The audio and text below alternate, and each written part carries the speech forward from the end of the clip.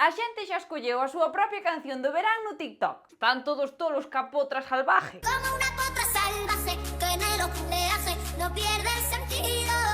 Queres saber como soaría en galego? Cántoche e contoche unha curiosidade. Aquí desflipa. Atención, potra en galego significa colloada. Eu non quería fazer este capítulo, eu quería dicir podra e busquei potra e apareceume isto. É unha potra. Ese é un dos seus moitos significados, porque potra tamén é unha hernia, un bulto de graxa das galiñas que lles impide poñer ovos, un fungo que ataca o millo e tamén boa sorte. Pero botas en falta o animal, non? É que o animal non é unha potra, é unha poldra. Poldro é poldra, claro. Ben, pois a canción da potra salvaje sería algo así en galego.